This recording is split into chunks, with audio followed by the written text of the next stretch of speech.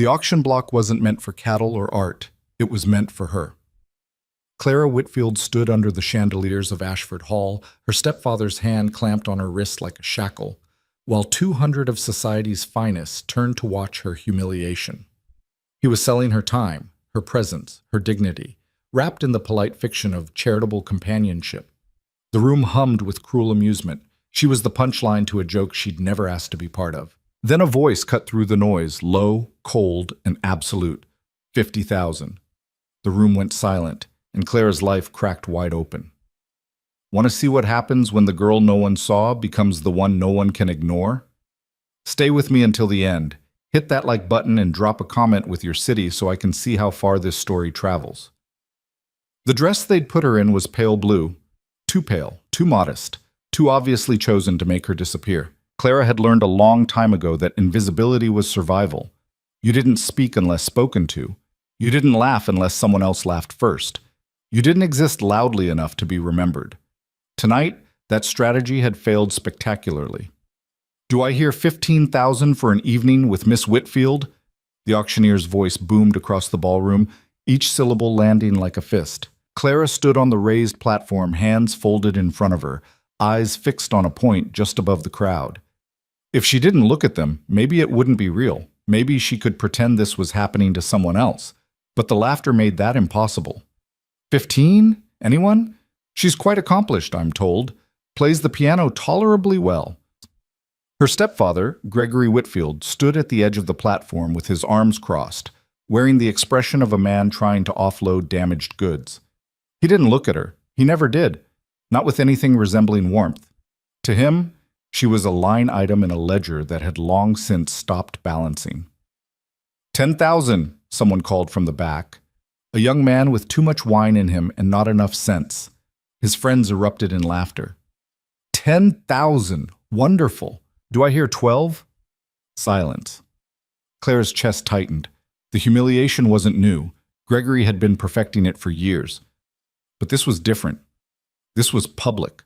This was 200 witnesses watching her value get quantified in real time and finding it lacking. Come now, gentlemen, the auctioneer urged. Surely someone— 8,000, a woman said lazily. Lady Pembroke, draped in emeralds and malice. She wasn't bidding out of interest. She was bidding to make a point. The crowd tittered. Clara felt the heat crawl up her neck. She wanted to run. She wanted to scream. She wanted to grab the nearest candelabra and set the whole room on fire. Instead, she stood perfectly still, because that's what invisible girls did. 8,000 going once. Her stepfather shifted, muttering something under his breath.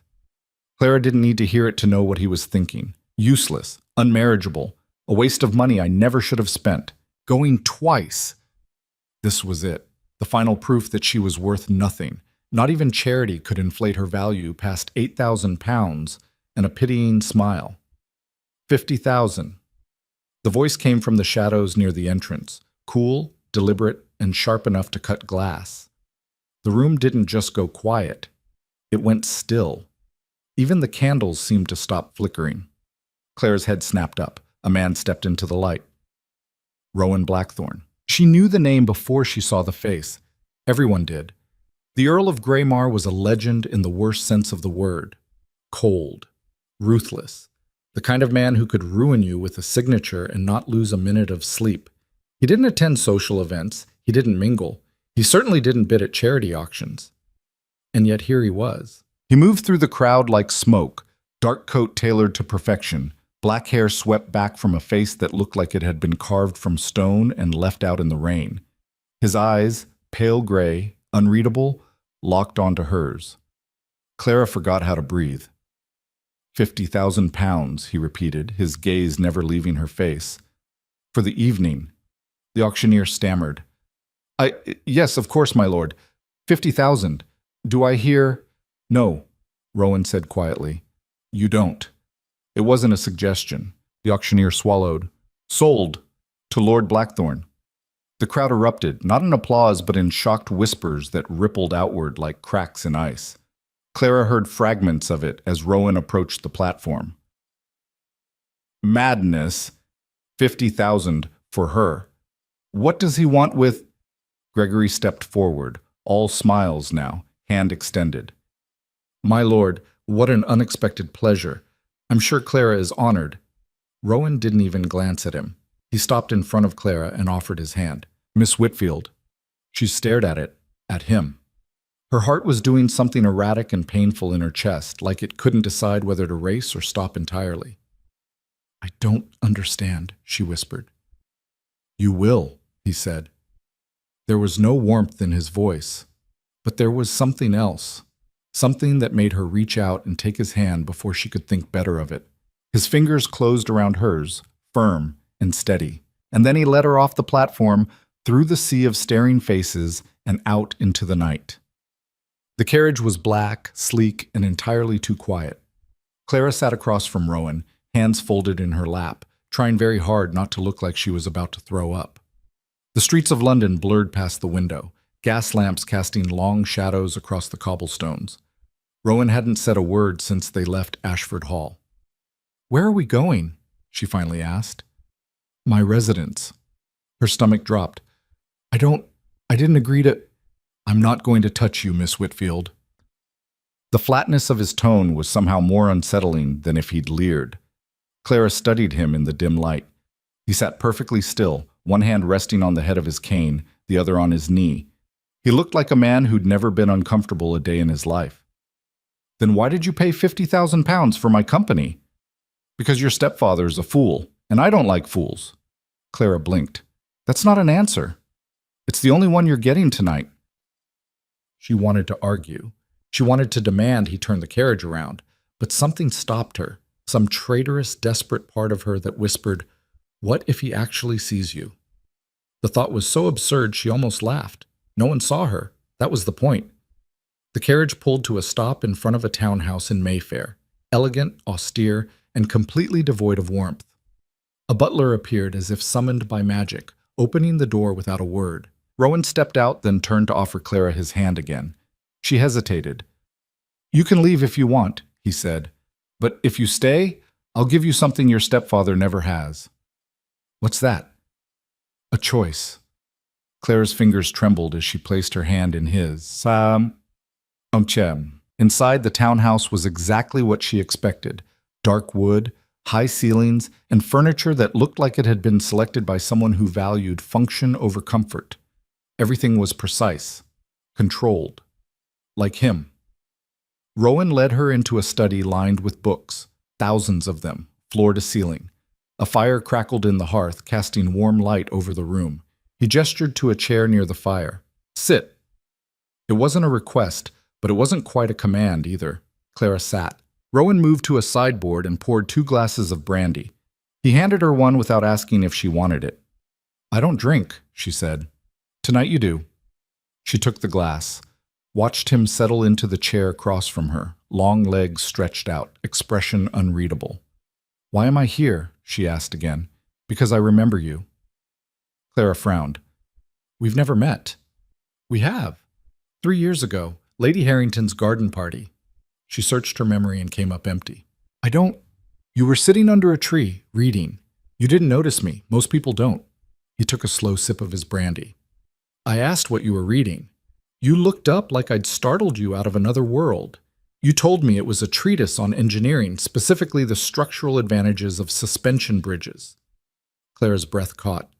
She did remember, vaguely. A man in a dark coat who'd asked her a question and then left before she could answer properly. You remembered that? I remember everything. The weight of those words settled over her like a blanket. Why? Rowan leaned forward, elbows on his knees, eyes locked on hers. Because in a room full of people performing who they thought they should be, you were the only one who forgot to pretend. Clara's throat tightened. That's not... You were brilliant, he said simply. And no one was paying attention. She looked away, blinking hard. You don't know me. I know enough. You know nothing. The words came out sharper than she intended. You know what you saw in a garden 3 years ago. You don't know what it's like to... She stopped, swallowing the rest of the sentence. To what? To be nothing. The silence that followed was suffocating. Rowan set his glass down with a soft clink. You're not nothing, Clara. You're a weapon. Your stepfather is too stupid to know how to use. Her name in his mouth sounded different, solid, real. He's going to be furious, she whispered, when I go back. Then don't. She laughed, short, bitter. It's not that simple. It is exactly that simple. You don't understand. Clara stood abruptly, pacing to the window. He controls everything, my mother's estate, my sister's future. If I leave, he'll... She pressed her forehead against the cool glass. He'll destroy us. Let him try. Clara turned. You can't just... I can do whatever I want, Miss Whitfield. So can you. The only difference is that I've stopped pretending otherwise. She wanted to believe him, desperately, but belief was a luxury she'd learned to live without. What do you want from me? She asked quietly. Rowan stood, crossing the room until he was close enough that she could see the fine lines at the corners of his eyes, the scar cutting through his left eyebrow. I want to see what happens when you stop hiding. I'm not hiding. You're not breathing. But the truth of it hit her like a slap. I don't know how to be anything else, she admitted. Then learn. He said it like it was easy, like she could just decide to be different and it would happen. But maybe that's exactly what he was offering, a chance. Clara took a shaky breath. And if I fail, then you fail as yourself, not as the ghost your stepfather made you. Something inside her cracked, not broke, cracked, like the first fracture in a dam that had been holding back a flood for too long. I don't even know where to start, she whispered. Rowan's expression softened, barely, but enough. Start here, tonight, with me. Doing what? He gestured to the books lining the walls. Tell me about suspension bridges. Clara stared at him. You're serious. Entirely. And for the first time in longer than she could remember, Clara Whitfield smiled. Not the polite, forgettable smile she'd perfected, a real one. All right, she said, but only if you can keep up. Rowan's mouth curved. Try me. They talked for hours, not about weather or gossip or any of the inane subjects Clara had been trained to discuss at parties. They talked about physics and mathematics and the poetry hidden in well-designed structures. Rowan listened, actually listened, and pushed back when she was vague, demanded precision when she hedged. It was exhilarating. It was terrifying. It was the first time Clara had ever felt seen. By the time the clock struck midnight, she was curled up in the chair by the fire, brandy forgotten, explaining the tension distribution in a cable-stayed bridge with her hands. So the load transfers through the cables to the towers, which means the deck can be lighter, more efficient. It's elegant, functional, beautiful, because it's honest about what it is. Rowan watched her with an expression she couldn't quite read. You should be teaching at a university. Clara laughed. Women don't teach at universities. They should. Well, they don't. Then what will you do? The question landed like a stone in still water. Clara's hands stilled. I don't know. What I've always done, I suppose. Survive, stay quiet, hope no one notices me long enough that I can... She trailed off. Can what? Disappear. Rowan leaned forward. What if you didn't? Didn't what? Disappear. Clara shook her head. You don't understand how this works. People like me, we don't get to be loud. We don't get to take up space. People like you? Girls with no money, no title, no future. Girls whose stepfathers view them as liabilities. You're not a liability, Clara. You're an asset he's too incompetent to value. She wanted to believe him, but believing was dangerous. It doesn't matter what I am, she said quietly. It matters what he can do to me.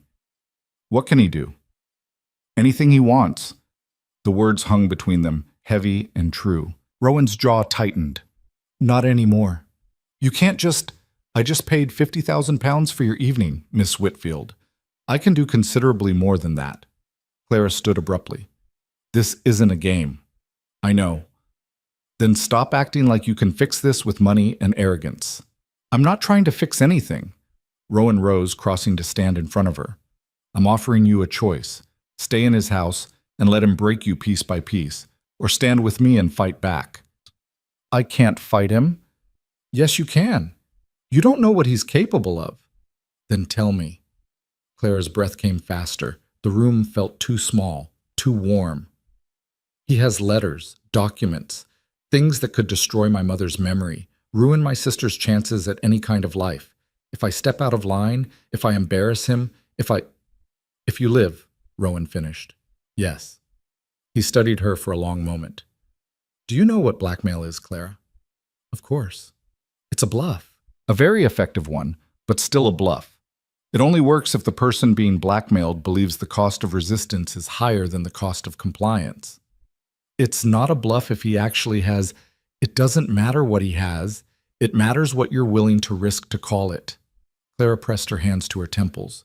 You're asking me to gamble with my family's future. I'm asking you to trust that you're worth more than his threats. That's easy for you to say. No, Rowan said quietly. It's not. Something in his voice made her look up. His expression was unreadable, but his eyes, those cold gray eyes, held something raw, something that looked almost like understanding. What happened to you? Clara asked before she could stop herself. That's a story for another night. Will there be another night? The corner of his mouth lifted. That depends. Maham. On what? On whether you're brave enough to leave this house and go back to your life pretending tonight didn't happen, or brave enough to stay and see what happens if you stop pretending altogether. Clara's heart hammered against her ribs. This was insane. He was a stranger, a dangerous one, by all accounts. And she was standing in his study at midnight, contemplating throwing away the only safety she'd ever known on the strength of a 3-year-old memory and a few hours of conversation. But when was the last time she'd felt anything close to alive? I need to think, she said. Then think. I'll have the carriage take you home. Just like that? Just like that. Clara searched his face for a trap, for some hidden agenda. She found nothing but patience. I should go, she said finally. Rowan nodded, stepped back. I'll walk you out. They moved through the townhouse in silence. At the door, Clara paused. Why did you really bid on me tonight? Rowan's gaze was steady. Because I'm tired of watching brilliant people get crushed by small men. And because 3 years ago, a girl in a garden told me about bridges with more passion than I'd heard anyone speak about anything in years. I wanted to know if that girl was still in there. And? She is. Clara's throat tightened. Thank you. For tonight. Don't thank me yet. Why not? Because this isn't over, Clara. Not by a long shot. He said it like a promise. Or a threat. Clara couldn't tell which. The carriage ride home was a blur. By the time she stood on the front steps of her stepfather's house, her prison, she let herself think for the first time, the night felt like a fever dream. But the ache in her chest was real. The hunger for more was real.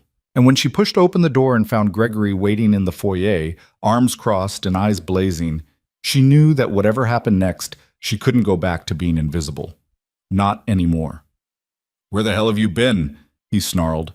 Clara met his gaze without flinching. Out, she said, and walked past him up the stairs. Behind her, she heard him curse. Heard something shatter against the wall. But she didn't stop. For the first time in her life, Clara Whitfield didn't stop. The slap came 3 days later. Clara saw it coming. Gregory's hand rising in a blur of rage and expensive tailoring, but she didn't move, didn't flinch, just stood there in the drawing room while her cheek exploded in white-hot pain. You think you can humiliate me? His voice was low, dangerous, the kind of quiet that preceded violence. Walking past me like I'm nothing after I saved you from being a laughingstock? Clara tasted copper. She'd bitten her tongue when his hand connected. You didn't save me. You sold me. The second slap knocked her into the side table. A vase crashed to the floor, scattering roses and water across the carpet. I gave you a roof over your head when your mother died, Gregory hissed, looming over her. I fed you, clothed you, and this is how you repay me? By making me look like a fool in front of Blackthorn? Clara pressed her palm against her cheek, feeling the heat radiating from the skin. Her vision blurred, but she forced herself to look up at him. What did he say to you? Gregory's face twisted. Nothing. That's the problem. He took you, used you for whatever perverted entertainment he had in mind, and then sent you back without a word. Do you have any idea what people are saying? I don't care what people are saying. His laugh was cruel. Of course you don't. You never have. That's why you're unmarriageable. That's why you're worthless. The words should have hurt. A week ago, they would have. But something had shifted in Clara during those hours in Rowan's study. Some fundamental understanding that Gregory's opinion of her value was based entirely on how well she could be traded, and she was done being currency. "If I'm so worthless," she said quietly, "why do you keep me here?" Gregory's eyes narrowed. "What?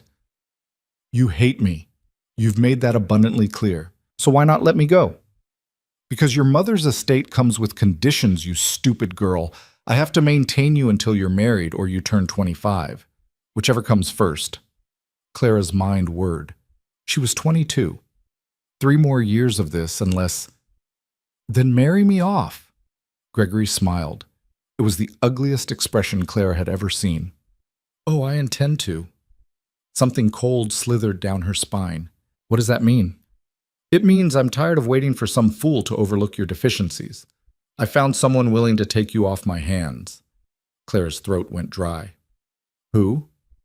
"Lord Ashford." The name hit her like a fist. Lord Ashford was 60 if he was a day, with 3 dead wives and a reputation for cruelty that even society's most forgiving gossips couldn't polish. Clara had seen him at parties, watching young women with eyes like a spider sizing up prey. "No." Gregory's smile widened. "It's already arranged. He'll announce the engagement at the Worthington Ball next week." "I won't do it." "You will, or I'll release certain letters your mother wrote before she died. Letters that would destroy what's left of her reputation and ensure your sister never gets within 10 feet of decent society." Clara's hands curled into fists. "You're lying." "Am I?" Gregory pulled a folded paper from his coat pocket and tossed it onto the table. "Read it yourself." Clara's hands trembled as she unfolded the letter.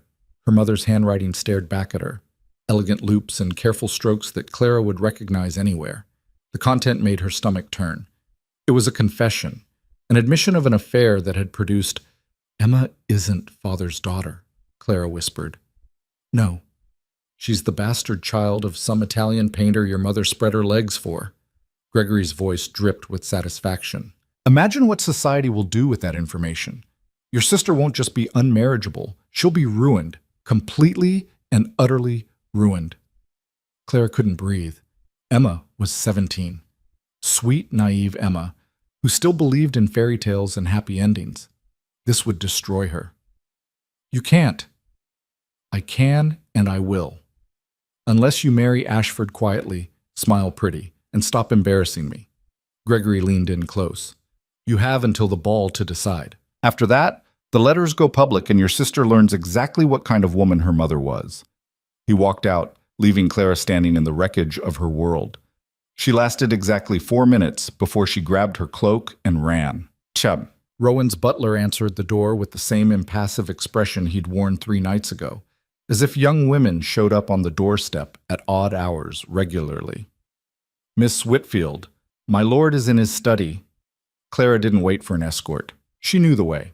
She found Rowan exactly where she'd left him, surrounded by books, a glass of whiskey in one hand, and a stack of papers in the other. He looked up when she burst in, his expression shifting from surprise to something sharper when he saw her face. "Who hit you?" Clara's hand flew to her cheek. She'd forgotten about the bruise already forming there. "That doesn't matter." Rowan set down his glass with deliberate care and stood. "It matters to me. I need your help." "Clearly." "I'm serious, Rowan. Her voice cracked. "I'm out of options." He crossed to her in 3 strides, his fingers gentle as he tilted her face toward the light. His jaw tightened when he saw the full extent of the damage. "Your stepfather." Clara nodded. "When?" "Today. After It doesn't matter. He's forcing me to marry Lord Ashford." Rowan went very still. "Ashford. You know him?" "Everyone knows him. He's a predator." "I know." Clara pulled away, pacing to the window. "But if I refuse, Gregory will destroy my sister. He has letters. Proof that she's illegitimate. He'll ruin her." "Let him." Clara spun. "What?" "Let him release the letters." "You don't understand. Emma is 17. This would end her life before it starts." Rowan moved to his desk, rifling through a drawer. "How old is your stepfather?" "I don't... 52? Why does that? And when did your mother die? 5 years ago. Rowan, what are you? And he married her when? 20 years ago. I was 2. Emma wasn't born yet. Rowan pulled out a folder, flipping it open. Your stepfather is a gambler, Clara. Did you know that? She blinked. What? He's in debt. Deeply. Has been for years. Rowan slid a paper across the desk. He owes nearly £100,000 to various creditors across London. The only thing keeping them from calling in the debts is your mother's estate. Clara's head spun. How do you know this? I make it my business to know things about men who might become problems. He met her eyes. I started looking into Gregory Whitfield the night I bought your time at that auction. I wanted to know what kind of man would humiliate his stepdaughter publicly for entertainment. You've been investigating him? Yes. For 3 days? I'm thorough. Clara stared at the papers spread across his desk. Why? Because I told you I remember everything, Clara. And 3 years ago, when you talked about bridges, you mentioned your mother. You said she used to take you to see construction sites when you were small, that she loved watching things get built. Rowan's voice softened slightly. You don't talk about someone like that and then marry a man like Gregory Whitfield unless you have no choice. Clara's throat closed. She was sick, dying. He offered to marry her, to take care of us. She thought... She swallowed hard. She thought she was protecting us. She was wrong. Don't talk about my mother. I'm not criticizing her. I'm stating a fact. Gregory Whitfield is a parasite. He married your mother for her money, and he's been bleeding the estate dry ever since. Rowan tapped the papers. He needs you married to Ashford because Ashford will pay off his debts in exchange for a young wife. You're not being sold out of cruelty, Clara. You're being sold out of necessity. The clinical way he laid it out should have made it easier to hear. It didn't. That doesn't help me. It does if you're willing to fight back. Clara laughed bitterly. With what? I have nothing. No money, no connections, no... You have me. The words hung in the air between them. Clara shook her head. You can't just fix this with money, Rowan. Gregory has those letters. If I don't marry Ashford, he'll... What if the letters didn't matter? They matter to Emma. What if they didn't matter to anyone? Rowan leaned against his desk, arms crossed. What if you released them yourself? Clara's blood went cold. You can't be serious. Entirely serious. That would ruin her. It would free her. How is destroying my sister's reputation freeing her? Rowan's expression was infuriatingly calm. Because right now, Gregory controls the narrative. He decides when the information comes out, how it comes out, and what damage it does. He uses that control to manipulate you. But if you release it first, on your terms, with context and compassion, you take away his power. Clara's hands shook. You're asking me to sacrifice Emma. I'm asking you to trust that your sister is stronger than you think. She's 17. So were you once, and you survived. Barely. But you did. Rowan pushed off the desk. Clara, I know this is terrifying. But playing by Gregory's rules will only keep you trapped. Sometimes the only way to win is to change the game entirely. Clara pressed her palms against her eyes. This is insane. Yes. She'll hate me. Maybe, for a while. And if it doesn't work, if society tears her apart anyway, then we deal with it, together. She dropped her hands. Why do you keep saying we? Because I'm not letting you do this alone. You barely know me. I know enough. You're risking your reputation. I don't care about my reputation. Everyone cares about their reputation. Rowan's smile was thin and sharp. Not people who've already been ruined, Clara. Society decided I was a monster years ago. I've simply stopped arguing with them. There was a story there. Something dark and painful that lived behind his eyes. But Clara didn't have time to excavate it.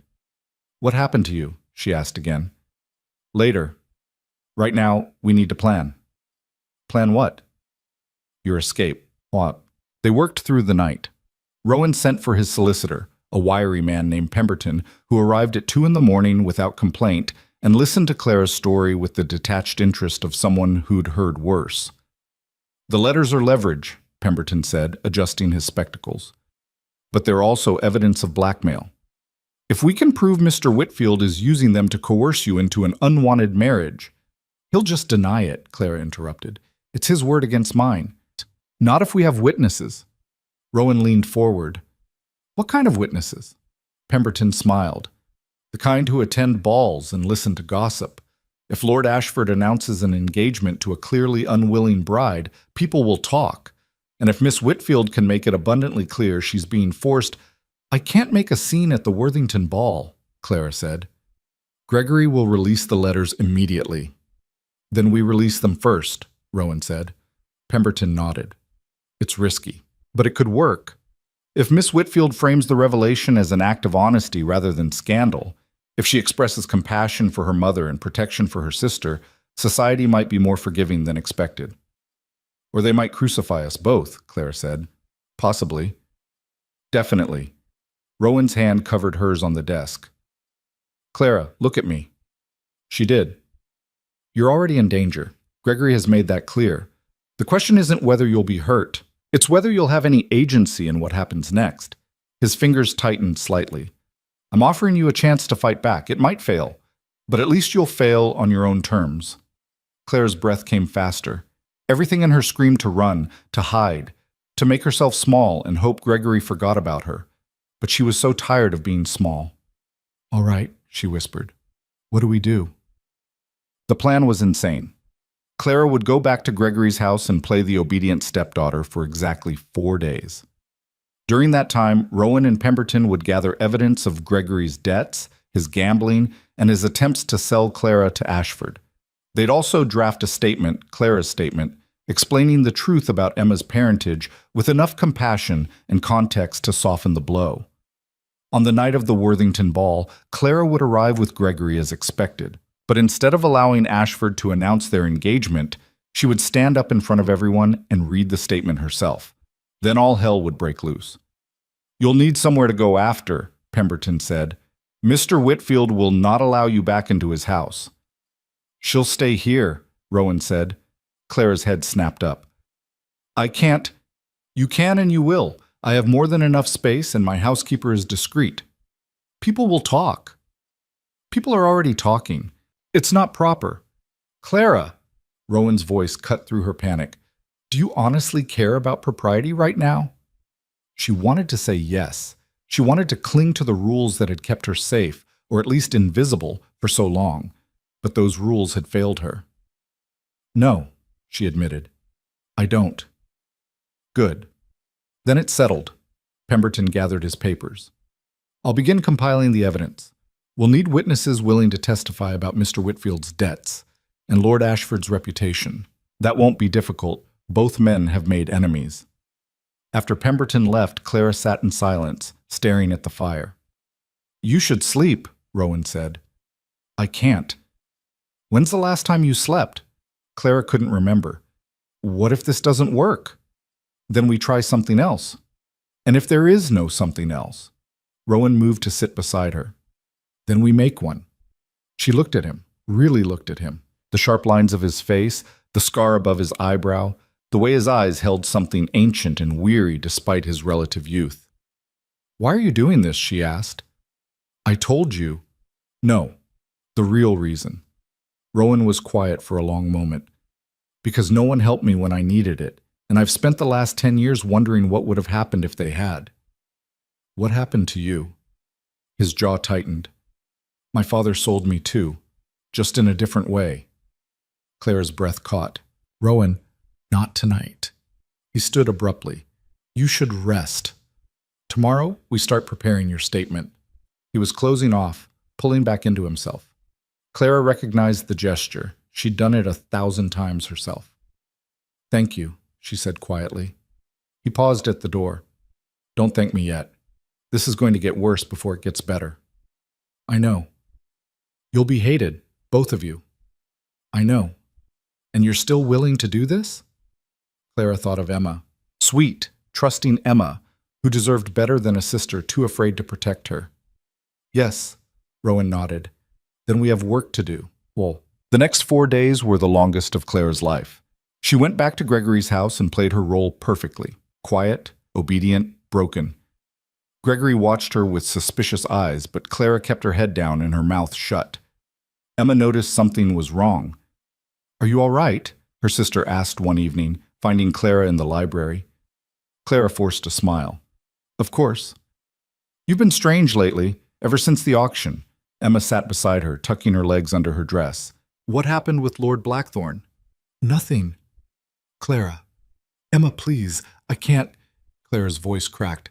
"I need you to trust me." Emma's face crumpled. "What's wrong? Did he hurt you?"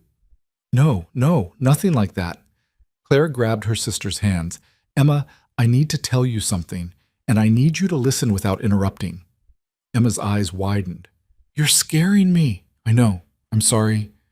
But I need you to hear this from me first." Clara took a shaky breath. "At the Worthington Ball, something is going to happen. Something big. And people are going to say terrible things about Mother, about you." "What kind of things?" Clara's throat tightened. "Things about your father. About who he really was." Emma went very still. "I don't understand." "You will. Soon. And when you do, I need you to know that I did this to protect you, even if it doesn't feel that way." "Claire, you're not making sense." "I know." Clara squeezed her sister's hands. "But I need you to trust me. Can you do that?"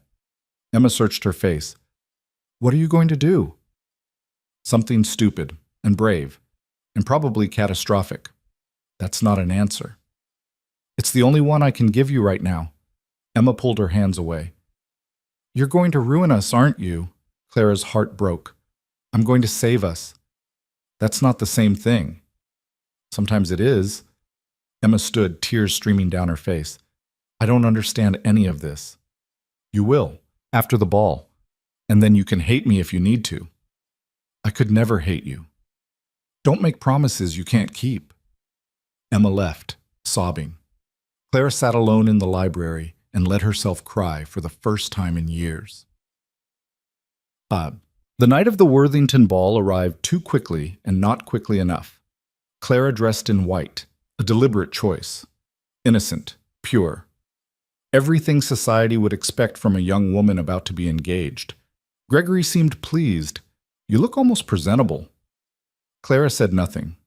The ballroom was magnificent, all crystal chandeliers and polished marble, filled with London's elite in their finest clothes.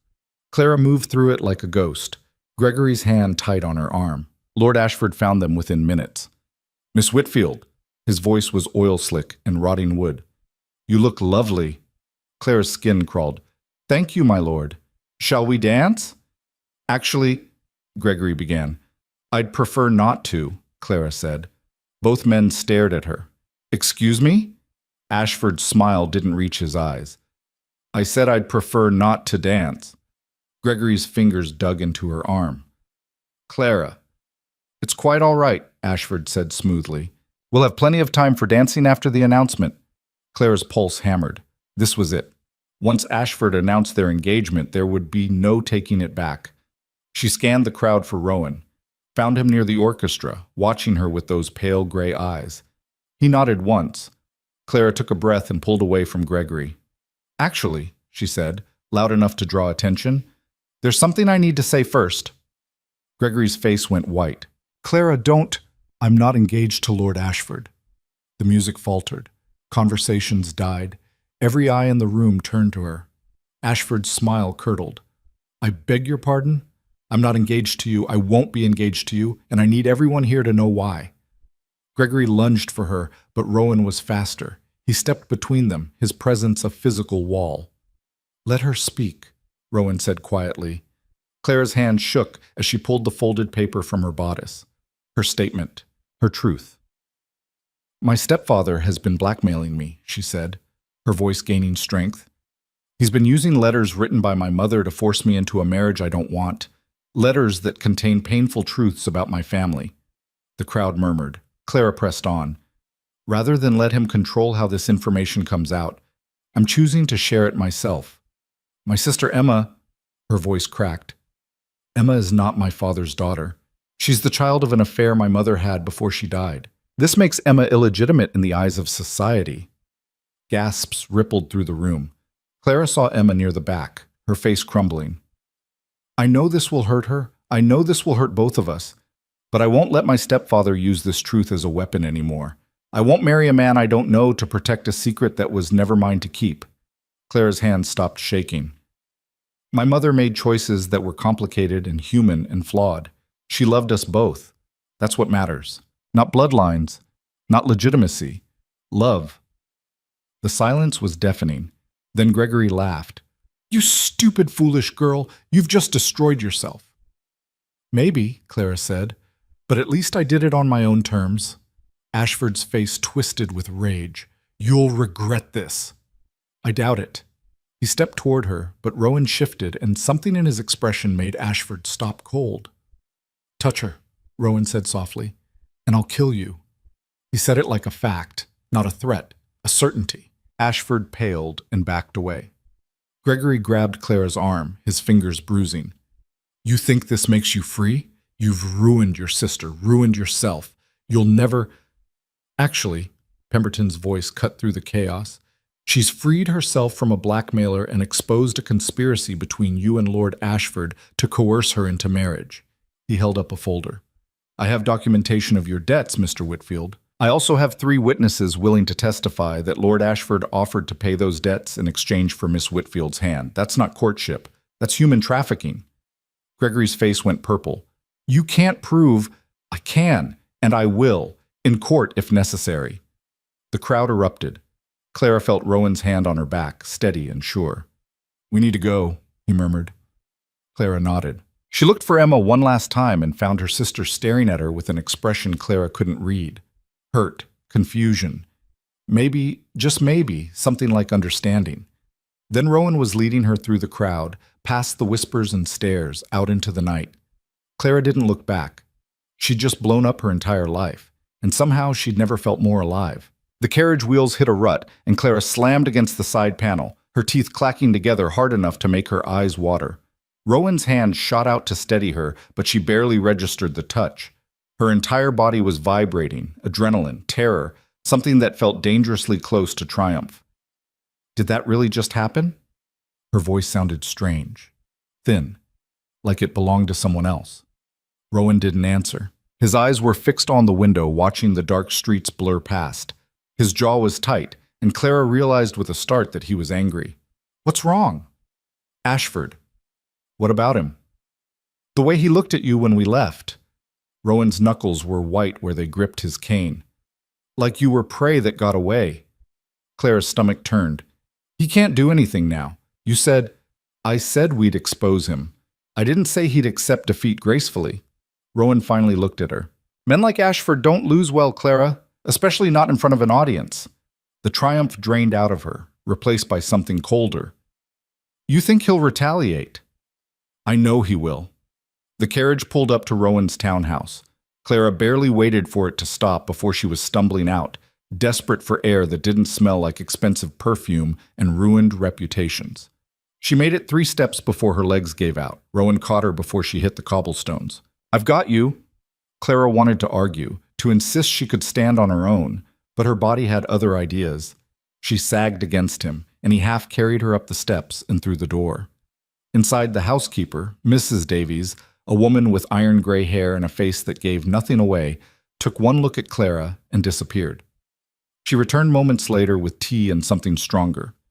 Drink, Rowan ordered, pressing a glass into Clara's hands. She drank. The whiskey burned going down, but it cleared her head enough to think. Emma, she said suddenly, I need to... Pemberton is handling it. He'll make sure she gets somewhere safe. Safe from what? I'm the one who destroyed her life. You freed her from Gregory's control. By making her a scandal. Clara's hands shook so badly she nearly dropped the glass. She'll never forgive me. She might surprise you. Or she might hate me forever. Those seem like the only 2 options right now. Rowan took the glass from her and set it aside. Clara, look at me. She did. His eyes were softer than she'd ever seen them. You did the right thing. It doesn't feel right. It rarely does, not at first. Clara's throat closed. The weight of what she'd done was starting to sink in, really sink in. She'd just stood in front of London's elite and announced her family's most shameful secret. She'd humiliated her sister, destroyed any chance either of them had at normal lives, and for what? To escape a marriage she could have just endured? I should have married him, she whispered. No, it would have been easier. Easier isn't the same as better. Emma would still have a future. Emma will have a future. Just a different one than you imagined. Clara pressed her hands over her face. You don't know that. I know that your sister is smart and resilient. I know that because she's your sister. Rowan's voice was steady, grounding. And I know that sometimes the only way to build something new is to burn down what's already there. Is that what you did? The question hung between them. Rowan stood abruptly. You should rest. Stop doing that. Doing what? Deflecting. Every time I ask about you, you shut down. This isn't about me. Maybe it should be. Clara rose on unsteady legs. You keep talking about burning things down, about being ruined, but you won't tell me how. You won't tell me why you're helping me. I told you. You told me a version, not the truth. Rowan's expression went carefully blank. The truth isn't pretty. Neither is mine. I just proved that. He studied her for a long moment. Then, with what looked like physical effort, he crossed to the sideboard and poured himself a drink. He downed it in one swallow and poured another. My father was a diplomat, he said finally. Respected. Connected. He spent most of my childhood traveling between courts, making deals, building relationships. His laugh was bitter. Including with men who had certain tastes. Clara's blood went cold. Rowan, I was 16 when he first offered me as an incentive. Not openly. He was subtler than that, but he made it clear that my cooperation would be appreciated, that it would help the family, that it was my duty. The glass in Rowan's hand cracked. He set it down carefully, blood welling up from a small cut on his palm.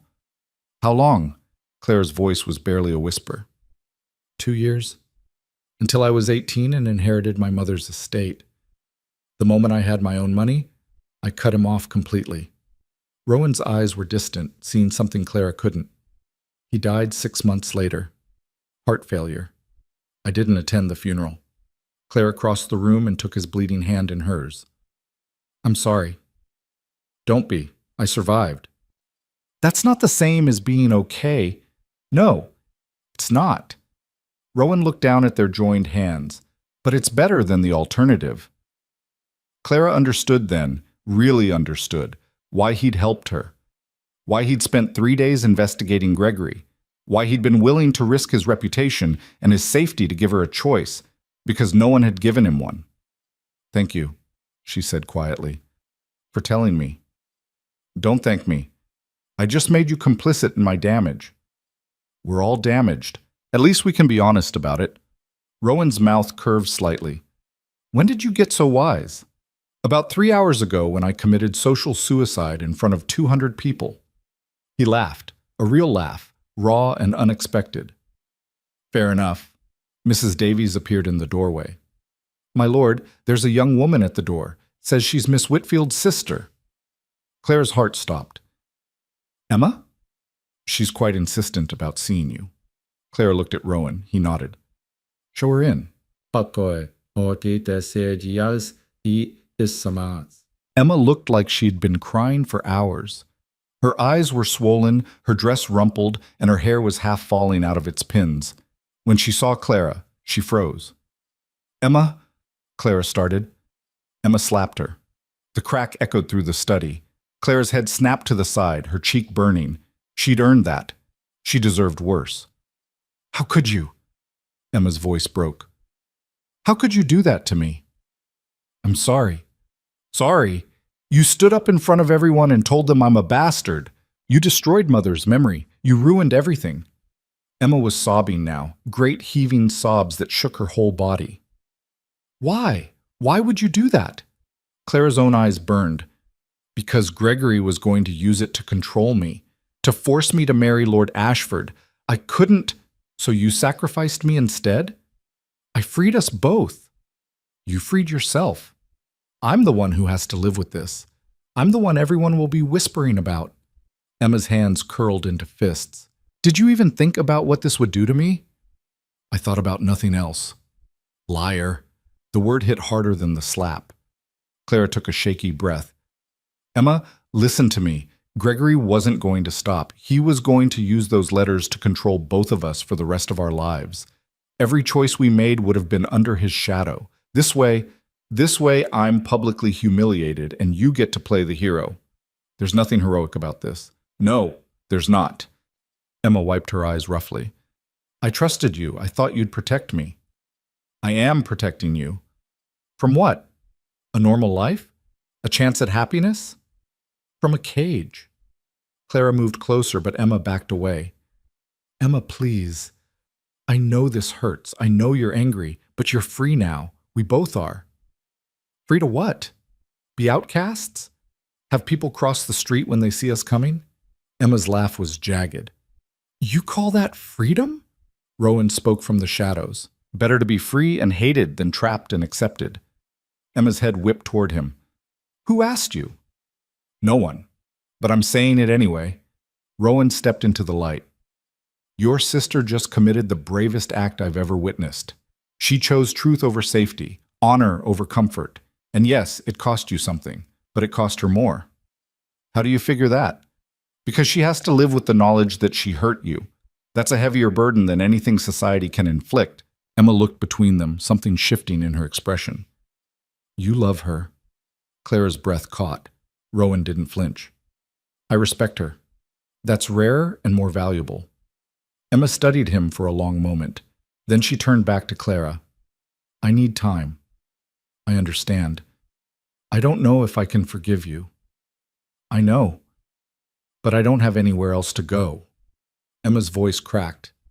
Gregory threw me out, said I wasn't his responsibility anymore. So if you're offering sanctuary, I'll take it, but don't mistake that for forgiveness.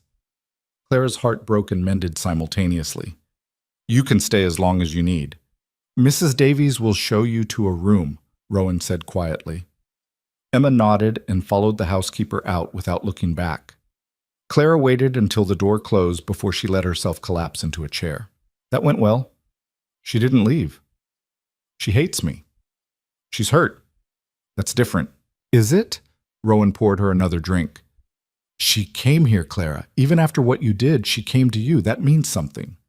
Clara wanted to believe him, but the look in Emma's eyes, that mixture of betrayal and grief, was going to haunt her. What do we do now? She asked. We wait. Ashford and Gregory won't let this go quietly. They'll retaliate, and we need to be ready. Ready how? I'm working on that. Clara drained her glass. The whiskey didn't help. Nothing helped. She just destroyed her life, her sister's life, and any chance at normalcy either of them had ever had. And the worst part? She'd do it again.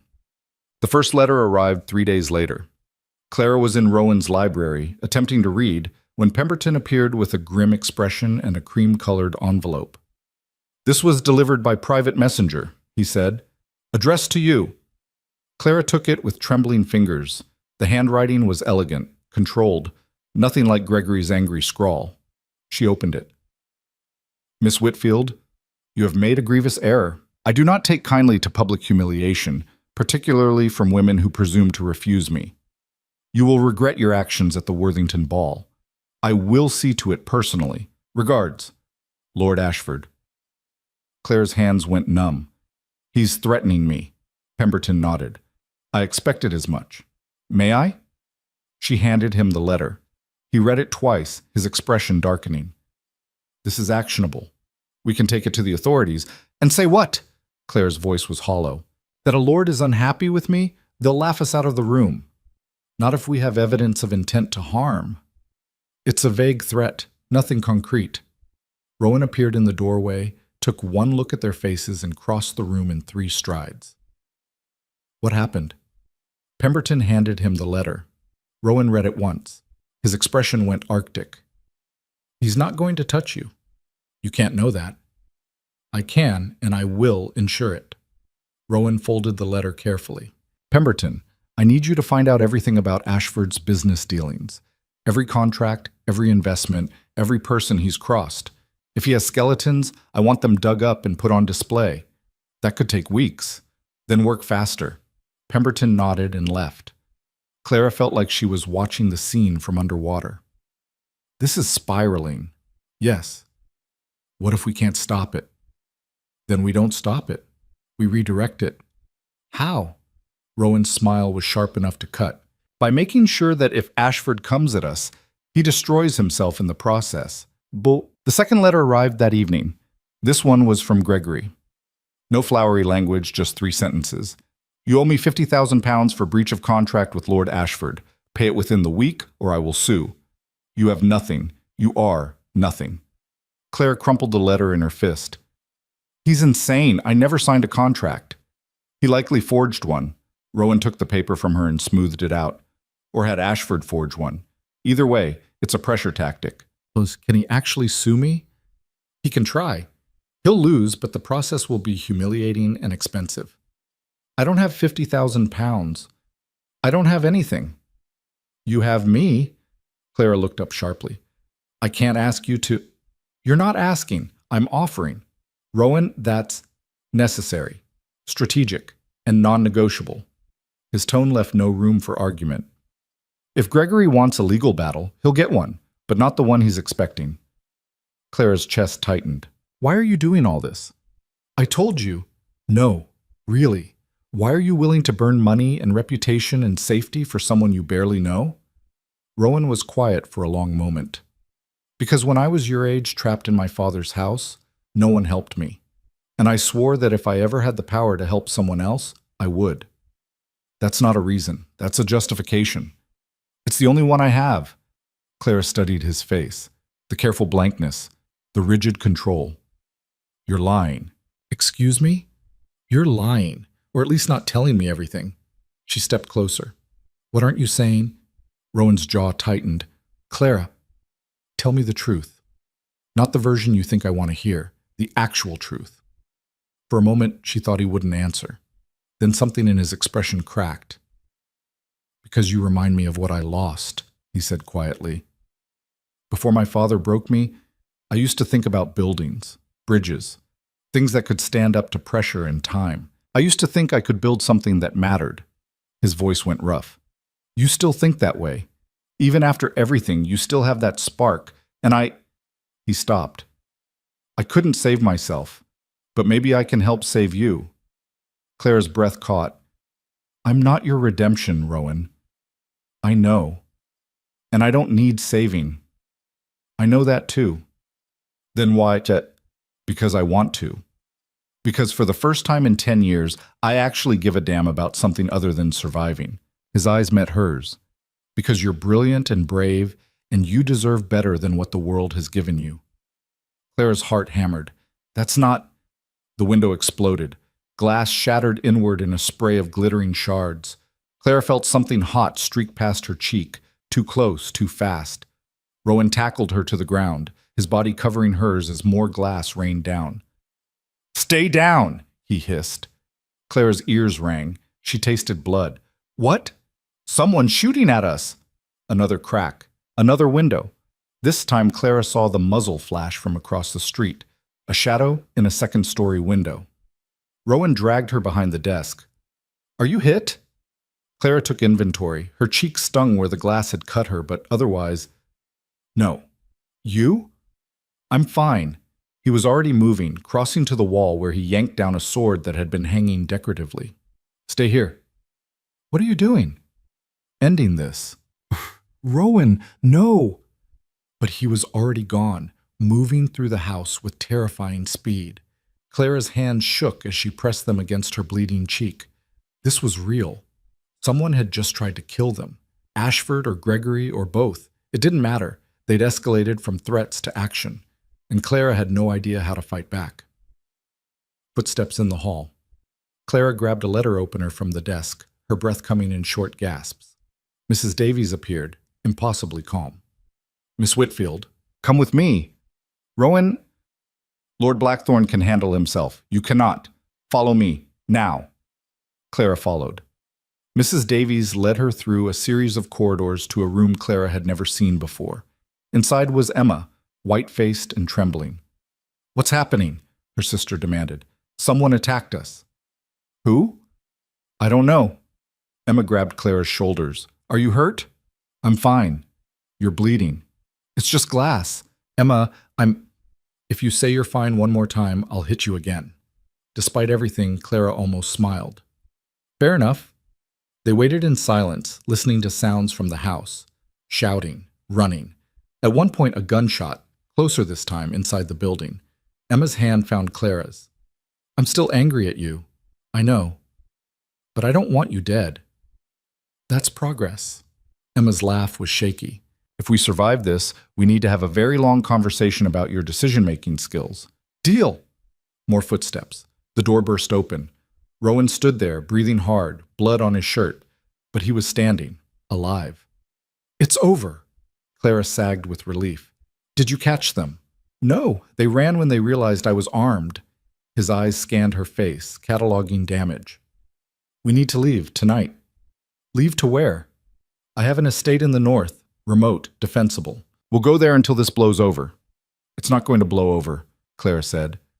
Ashford won't stop, neither will Gregory. Then we make them stop. How? Rowan's smile was cold. By giving them exactly what they want. Clara frowned. I don't understand. You will. Pack what you need. We leave in an hour. He turned to go, but Clara grabbed his arm. Rowan, what are you planning? His eyes met hers, and Clara saw something in them that made her blood run cold. I'm planning to burn them both to the ground, he said quietly, even if I have to burn with them. Clara caught his wrist before he could walk away. No. Rowan stopped. Clara. No. You don't get to make that decision without me. Her grip tightened. If you're burning, I'm burning with you. But we're not doing anything until you tell me the actual plan. There's no time. Make time. They stared at each other. Emma watched from the doorway, eyes wide. Finally, Rowan exhaled. Fine. But not here. In the carriage. 45 minutes later, they were rattling through the dark streets of London in Rowan's largest carriage. 3 trunks strapped to the back, and Pemberton riding up front with the driver. Clara sat across from Rowan, Emma pressed against her side. Mrs. Davies had stayed behind to manage the house and field any inquiries. Talk, Clara said. Rowan pulled out a folder from the seat beside him. Pemberton's been busy. Ashford has financial interests in 3 shipping companies, 2 textile mills, and a railroad venture in the north. Most of it is leveraged. He's borrowed heavily to maintain his lifestyle and investments. That's not unusual for a lord. No, but what is unusual is who he borrowed from. Rowan slid a paper across. Marcus Hewitt. Ever heard of him? Clara scanned the document. No. Most people haven't. He prefers it that way. Hewitt runs a private lending operation that caters to men who can't get credit through traditional banks. The interest rates are criminal, but he's protected by the people who owe him money, judges, politicians, men with power who need him quiet. And Ashford owes him? Nearly £80,000, due in 6 weeks. Emma leaned forward. How did you find this out in 3 days? I didn't. I've been collecting information on Ashford for 2 years. Clara's head snapped up. 2 years? Why? Because he tried to buy me once. When I was 19. Rowan's voice was flat. My father owed him a favor. Ashford suggested a way to settle the debt. I refused. My father didn't take that well. The carriage hit another rut. No one spoke for a long moment. What happened? Emma asked quietly. I broke Ashford's nose and 2 ribs. Then I broke my father's wrist when he tried to force the issue. Rowan's eyes were distant. After that, I made it my mission to know everything about every man who might try to use me again. Ashford's been in my files ever since. Clara's throat tightened. So you've been waiting for this? I've been preparing. There's a difference. And now? What's the plan? Rowan leaned back. Ashford needs money desperately. If he defaults on Hewitt's loan, he'll lose everything. His estates, his investments, his title. Hewitt will strip him clean and leave him begging on the street. Good, Emma muttered. It would be. Except Hewitt isn't patient, and he's about to demand payment, which means Ashford is about to do something very stupid to get that money. Clara understood. The forged contract with Gregory. Exactly. He'll try to enforce it, sue you for breach, demand the £50,000, and hope you'll settle out of court to avoid scandal. But I don't have £50,000. No, but I do. Rowan's smile was sharp, and that's what he's counting on. He assumes I'll pay to protect you, which gives him the money he needs to pay Hewitt. Emma frowned. So don't pay. Let him sue. That would take months, during which he and Gregory will make your lives hell. No, we end this faster. Rowan tapped the folder. We go to Hewitt first. Clara's blood went cold. You want us to meet with a criminal loan shark? I want us to make him a deal. Ashford's collateral for his loan is his shipping interests, 3 companies worth considerably more than £80,000. But Hewitt can't collect until Ashford defaults, so we make sure he defaults. How? By destroying his cash flow before he can pay. Rowan pulled out another document. Ashford's largest shipping contract is with the East India Trading Company. It's worth £40,000 a year, paid quarterly. Next payment is due in 2 weeks. If that contract gets cancelled, Ashford won't have the cash to pay Hewitt. Clara's mind raced. You want to sabotage his business relationship with the East India Company. Not sabotage. Expose. Ashford's been skimming profits from that contract for years. The company doesn't know because he's been falsifying cargo manifests and bribing dock supervisors. I have proof. I told you, I've been preparing. Emma looked between them. This is insane. Yes, Rowan agreed. We could all end up in prison. Possibly. And you think this will work? I think it's the only move that shifts the power back to us. Rowan met Emma's eyes. Your sister exposed herself to save you. Gregory and Ashford responded by trying to kill us. I'm not interested in defense anymore. I'm interested in making sure they can't hurt anyone ever again. Emma chewed her lip. What do you need us to do? Stay alive, stay hidden, and trust me. I don't trust anyone. Smart girl. Rowan's mouth quirked. But I'm not anyone. I'm the man who's kept your sister alive for the past week. That should count for something. Emma looked at Clara. What do you think? Clara thought about the bullets through the window, about Gregory's threats and Ashford's cold eyes, about the fact that doing nothing would only give them more time to strike. I think we fight, she said. Rowan's northern estate was less an estate and more a fortified manor house perched on a cliff overlooking the sea. The wind howled around the stone walls, and salt spray left everything damp and cold. It was the most beautiful prison Clara had ever seen. They arrived just before dawn. Pemberton had ridden ahead and already had fires lit in 3 rooms. Clara and Emma were shown to adjoining chambers while Rowan disappeared into his study. Emma collapsed onto the bed in Clara's room. I can't believe this is happening. Neither can I. Do you think he's right? About all of it? Clara moved to the window. Below, waves crashed against black rocks. I think he's the only person who's tried to help us without asking for something in return. He wants something. What? Emma gave her a look. You're not that naive. Clara's cheeks heated. It's not like that, isn't it? He looks at you like you're the only person in the room. He spent 2 years collecting information on Ashford. He's risking everything to protect us.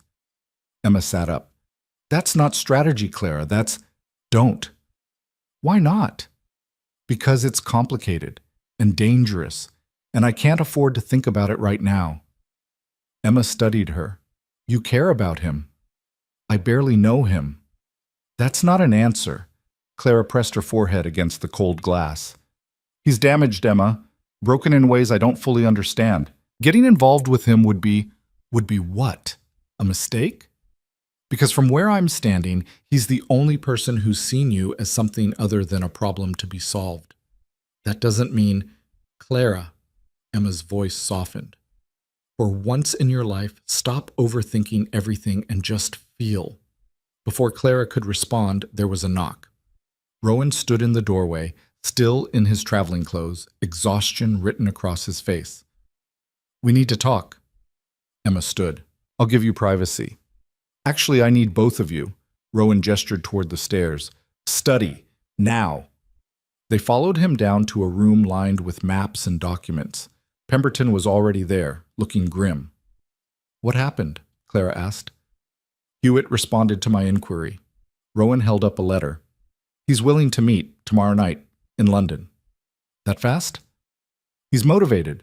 Ashford missed a payment last week. Hewitt's already looking for ways to collect.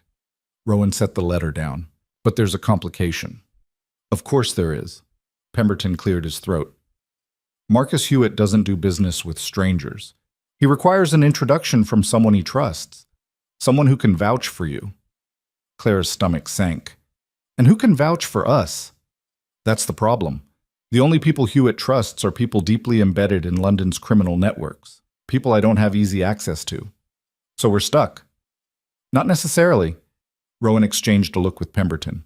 There's one person who might help, but asking her for a favor is complicated. Her? Emma asked. Lady Marguerite Beaumont. She runs one of the most exclusive gaming houses in London. Hewitt is a regular patron. If anyone can get us an introduction, it's her. Clara frowned. Why is that complicated? Rowan's jaw tightened. Because I destroyed her brother 5 years ago.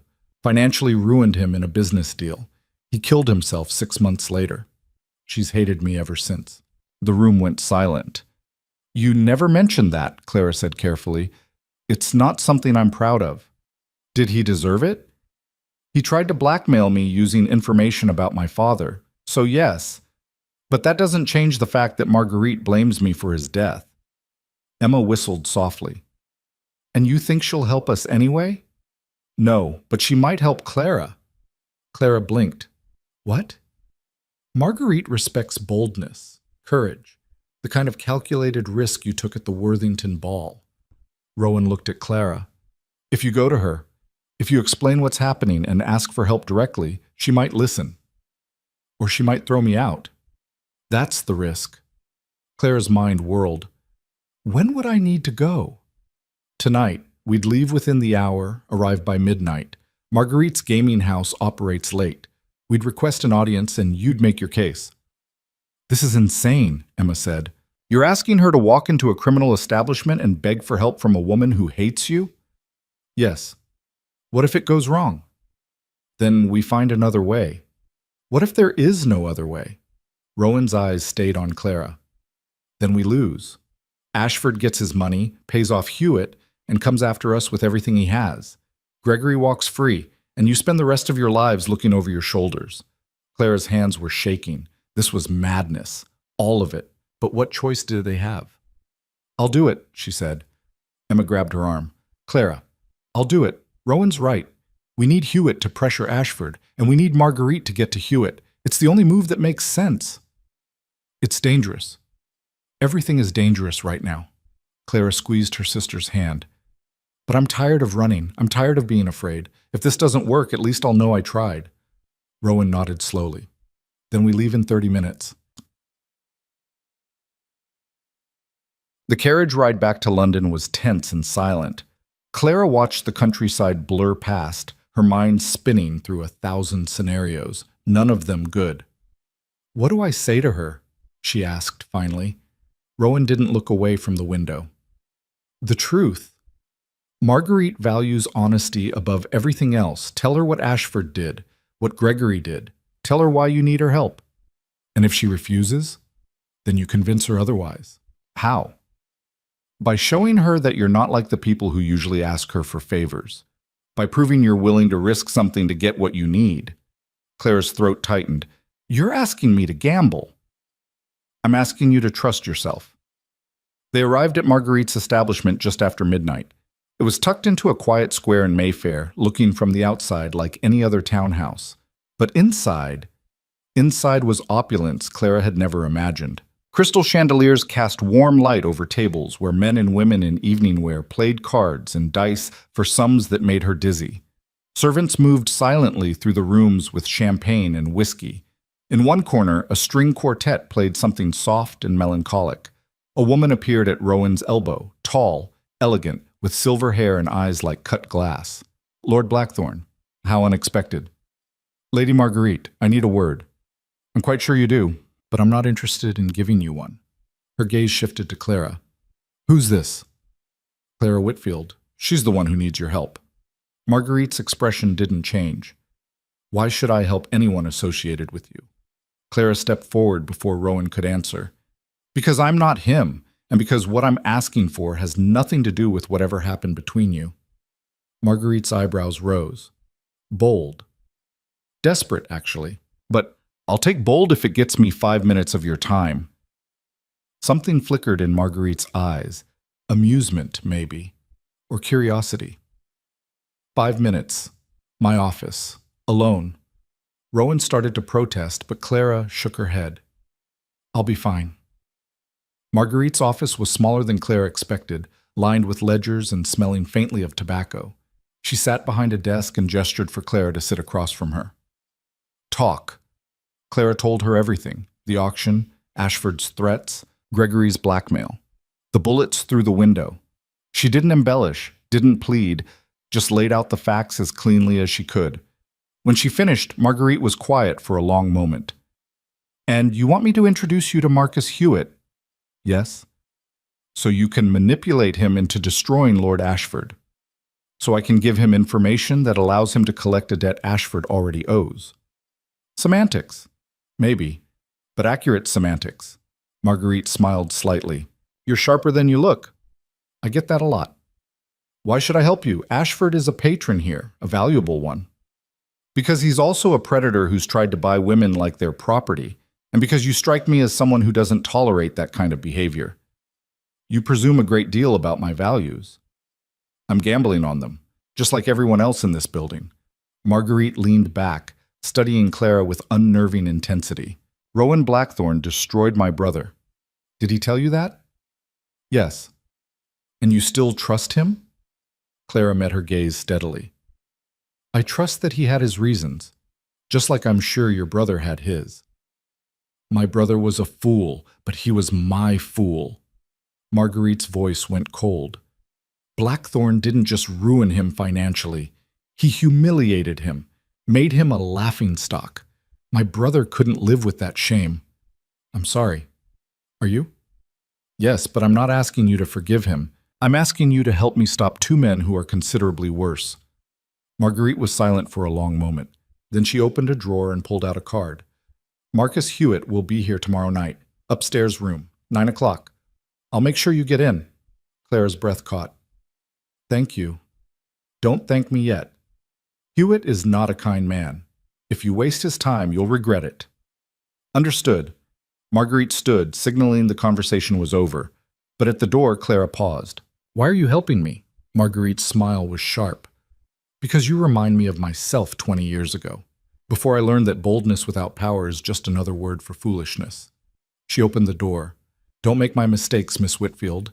Don't let men like Blackthorne turn you into someone you don't recognize.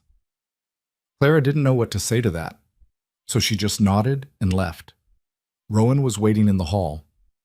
Well, we're in, tomorrow night. His shoulders sagged with relief. What did you tell her? The truth, like you said. Clara studied his face. She still hates you. I know. She thinks you'll corrupt me. She might be right. Clara grabbed his hand. I'm not asking you to be perfect, Rowan. I'm asking you to be honest. Can you do that? He looked down at their joined hands. I can try. Then that's enough.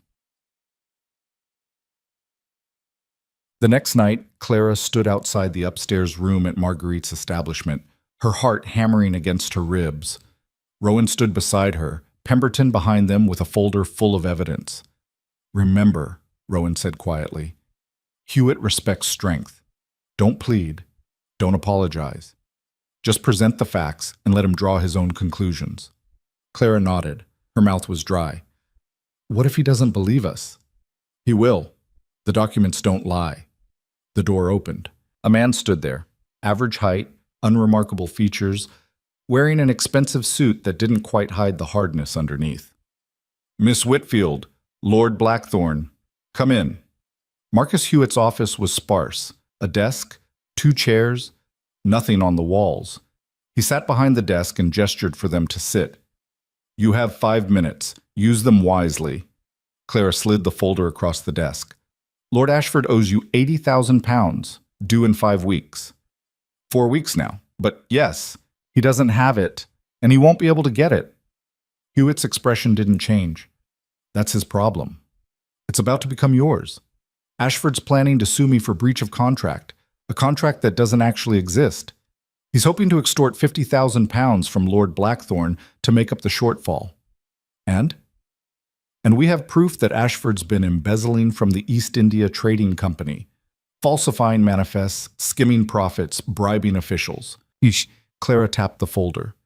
If that information reaches the right people, his contract gets canceled, his largest source of income disappears, and he defaults on your loan. Hewitt opened the folder. Read in silence for 2 full minutes. Then he looked up. Why bring this to me? Because when Ashford defaults, you'll seize his assets, his shipping companies, his estates, all of it. Clara leaned forward. We don't want his money. We want him destroyed. You want your investment protected. This gives us both what we need. Hewitt's eyes were flat, calculating. And what stops me from simply demanding payment now, forcing him to sell assets to cover the debt? Nothing. But that leaves him with enough to rebuild, to come after us again. If you let him default, you take everything. He's left with nothing. No power, no influence, no ability to hurt anyone. You're asking me to be patient. I'm asking you to be thorough. Hewitt smiled. It wasn't a pleasant expression. You're either very brave or very stupid, Miss Whitfield. I've been told both. He closed the folder. I'll consider it. That's not good enough. Hewitt's smile vanished. Excuse me? We need a commitment. Ashford and my stepfather are actively trying to kill us. We don't have time for consider it. Clara's voice was steady despite the fear clawing at her throat. You want your money. We want Ashford neutralized. Help us make that happen, and you'll get your £80,000 plus everything else he owns. Refuse, and Ashford finds a way to pay you, and all you get is what he owes. The room went very quiet. Hewitt studied her with unsettling intensity. Then he stood and extended his hand. You have a deal, Miss Whitfield. I'll make sure the East India Company receives this information by morning.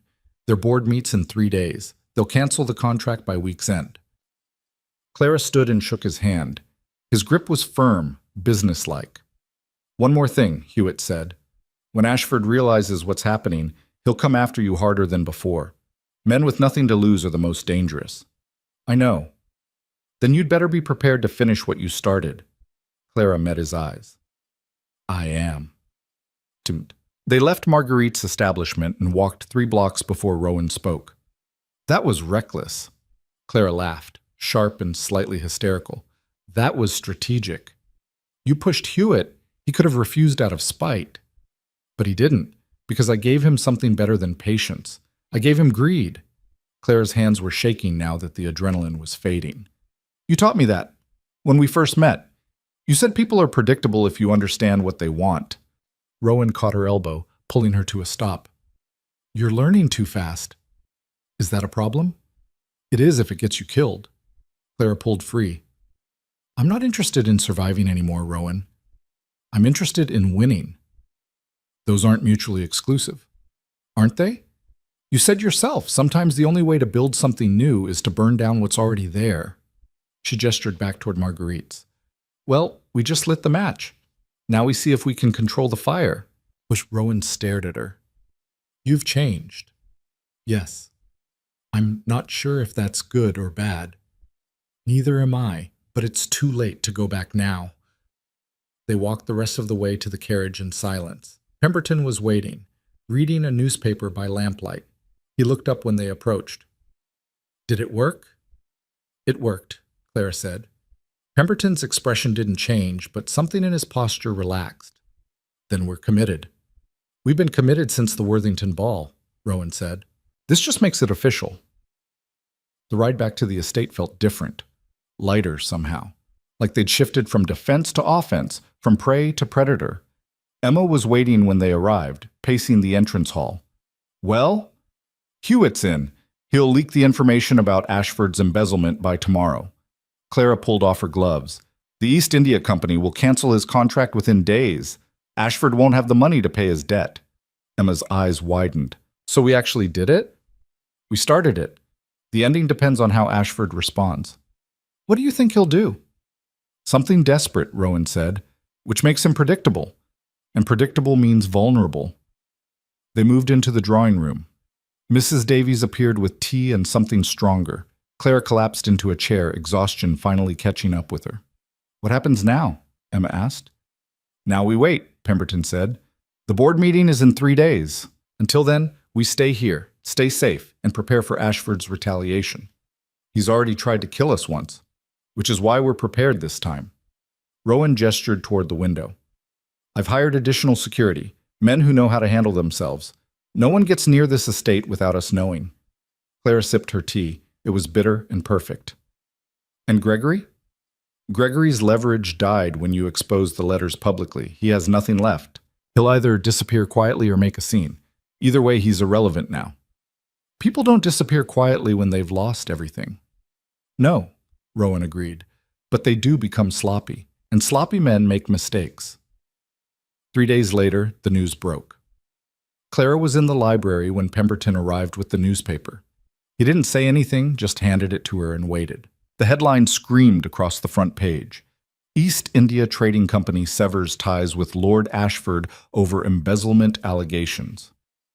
Below it, a detailed account of the investigation, the falsified manifests, the bribing officials, the years of stolen profits, every piece of evidence Hewitt had leaked, now public knowledge. Clara's hands trembled as she read. "It's over," she whispered. "Not yet." Rowan appeared in the doorway. "Ashford's response came an hour ago." He handed her another letter. Clara unfolded it with dread. "You've destroyed me. But I won't go quietly. If I'm ruined, I'll take you with me. Meet me at the old Riverside warehouse tonight at midnight. Come alone or I'll release every sordid detail about your relationship with Blackthorne to every newspaper in London. One chance. Midnight. Alone." Clara looked up. "He's going to try to kill me." "Undoubtedly. So what do we do?" Rowan's smile was cold and sharp. "We give him exactly what he wants." Emma slammed her teacup down hard enough to crack the saucer. "Absolutely not." Clara didn't look up from the letter. "It's the only way to end this. It's a trap. He's going to kill you. Probably. Clara, which is why I'm not going alone." Clara finally met her sister's eyes. "Rowan will have men positioned around the warehouse. The moment Ashford makes his move, they'll intervene. And if they're too late, then at least I went down fighting instead of hiding." Emma's face crumpled.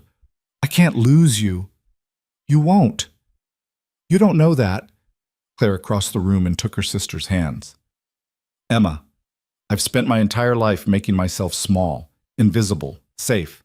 And where did it get me? Trapped in Gregory's house being sold to the highest bidder." She squeezed Emma's fingers. "I'm done being invisible, even if it costs me everything." Emma's tears spilled over. "You're the bravest person I know, and the stupidest." "I'll take that as a compliment." Rowan spoke from the doorway. "We need to finalize the plan."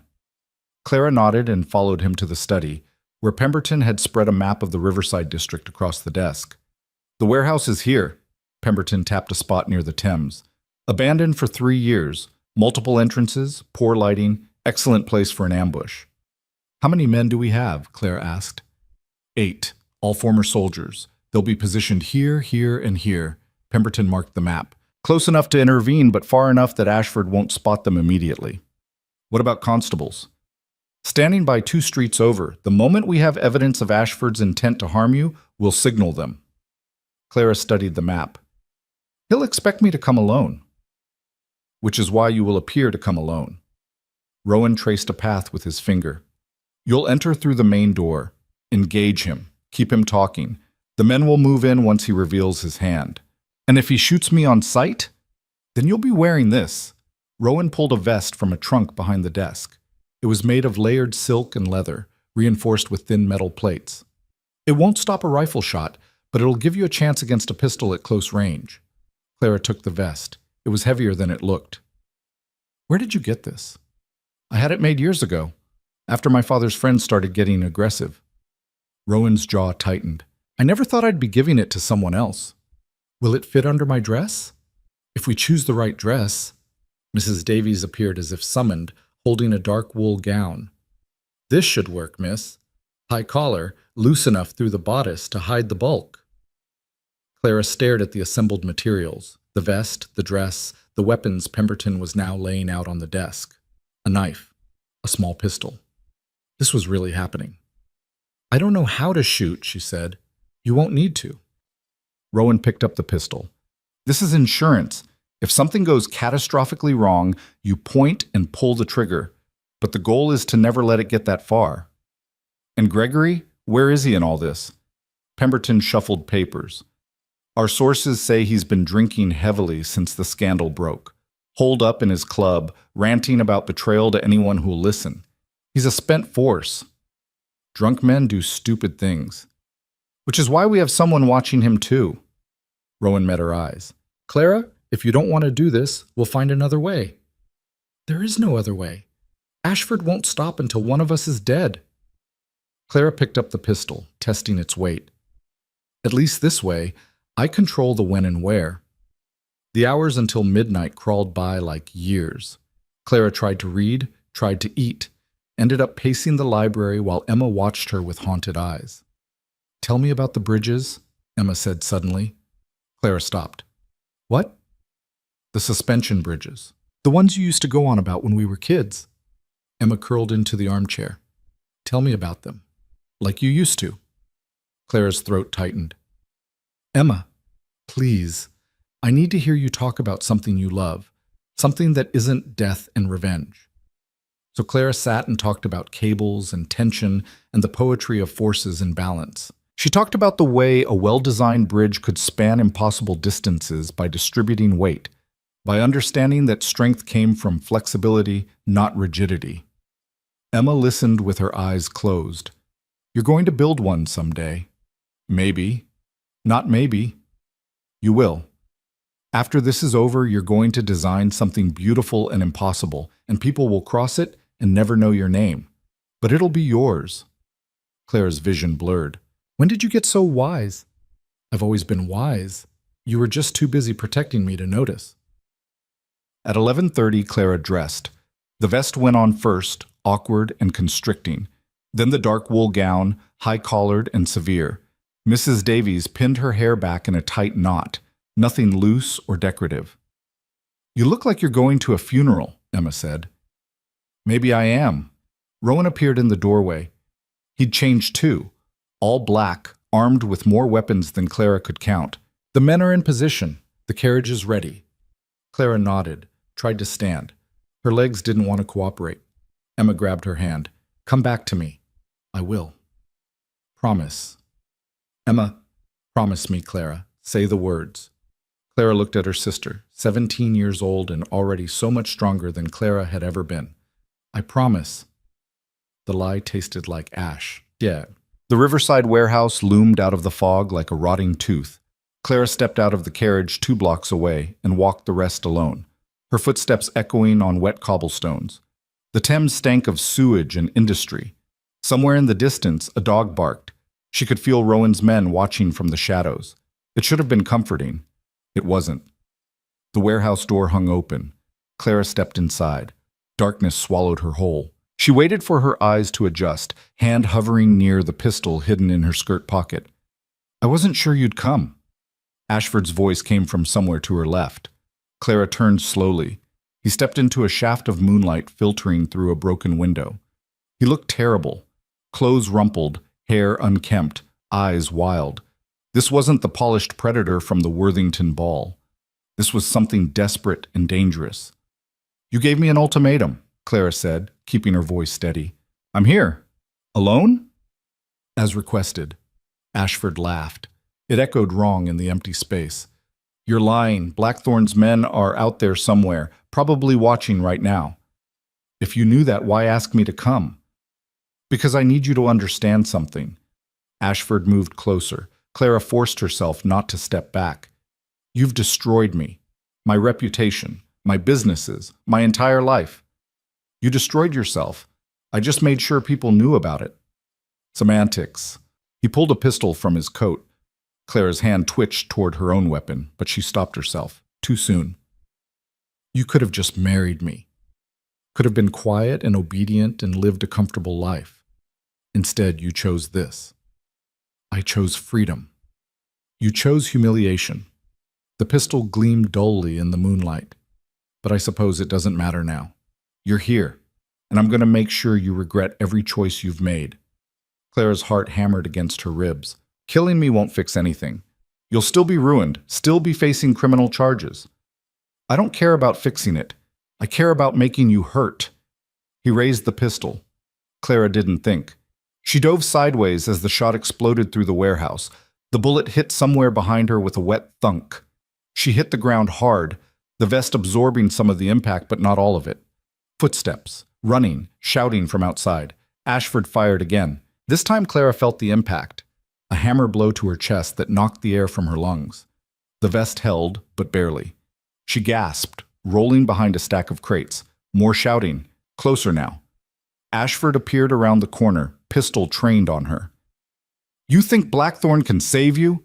He's as broken as I am, probably more. Clara's hand found her own pistol. She pulled it free, aimed with shaking hands. Don't, she said. Ashford smiled. Or what? You'll shoot me? You don't have the spine. He was right. Clara had never fired a gun in her life, didn't know if she could actually pull the trigger. But she didn't have to. A figure materialized behind Ashford, Rowan, moving with terrifying speed. He struck Ashford's gun hand with his cane. The pistol went flying. Then Rowan's fist connected with Ashford's face. Ashford went down hard. Rowan stood over him, breathing hard, cane raised for another strike. For a moment, Clara thought he might actually kill him. Don't! Clara's voice came out rough. He's not worth it. Rowan's hands shook. Then he lowered the cane and stepped back. Men poured into the warehouse, Rowan's security, the constables from 2 streets over. They surrounded Ashford, hauling him to his feet. Blood streamed from his nose. Lord Ashford, one of the constables said, you're under arrest for attempted murder. Ashford laughed again, high and broken. You think this matters? You think arresting me changes anything? I'm a lord. I'll be out by morning. Actually, Pemberton appeared from the shadows, holding papers. You won't. Your title has been under investigation for fraud. Turns out your grandfather purchased it with money stolen from investors. The Crown is revoking it pending a full inquiry. Ashford's face went white. That's a lie. It's documented fact. I have the receipts. Pemberton's smile was thin. You're not a lord, Ashford. You're just a common criminal, and common criminals go to prison. The constables dragged him away, still screaming protests. Clara sat down hard on a crate, her whole body shaking. Rowan crossed to her, kneeling to check her chest where the bullet had hit. Are you hurt? I don't know. I can't feel anything. Let me see. Clara unbuttoned the top of her dress with numb fingers. Rowan carefully examined the vest. The bullet had embedded in the metal plating, not quite penetrating, but leaving a crater. An inch to the left and it would have missed the plate entirely, he said quietly. But it didn't. No, it didn't. Rowan's hands were gentle as he helped her stand. Can you walk? I think so. They made it 3 steps before Clara's legs gave out. Rowan caught her, lifting her like she weighed nothing. I've got you. Clara pressed her face against his shoulder. Is it over? Almost. Stimpot. They went straight from the warehouse to Gregory's club. Clara insisted, despite Rowan's protests. I need to see him. Need to make sure he knows he lost. Gregory was exactly where Pemberton's sources said he'd be, drunk in a corner booth surrounded by empty bottles. He looked up when they approached, his eyes bloodshot and mean. You, he spat. You destroyed everything. No, you destroyed everything. Clara stayed standing despite how much her chest hurt. You married my mother for her money. You treated us like property. You tried to sell me to a predator. This is what happens when you build your life on other people's suffering. Gregory lunged at her. Rowan was faster, stepping between them. Touch her, and I'll break every bone in your hand, Rowan said quietly. Gregory stumbled back. This isn't over. I'll sue. You'll do nothing. Pemberton produced more papers. Your debts have been called in. All of them. Your creditors are seizing your assets to cover what you owe. By tomorrow morning, you'll be bankrupt. That's not possible. It's already done. The estate that was your wife's? It's been transferred to her daughters. You have no claim to it. Pemberton's voice was clinical. You have nothing, Mr. Whitfield. No money, no property, no leverage. You're irrelevant. Gregory's face twisted. I gave you everything, raised you, fed you. You gave us a roof and demanded our souls in exchange. Clara's voice was steady now. But we're free of you. Both of us. And you'll spend the rest of your life knowing that the girl you thought was worthless brought you to ruin. She turned and walked out. Didn't look back. Didn't need to. Behind her, she heard Gregory screaming. The sound faded as they reached the street.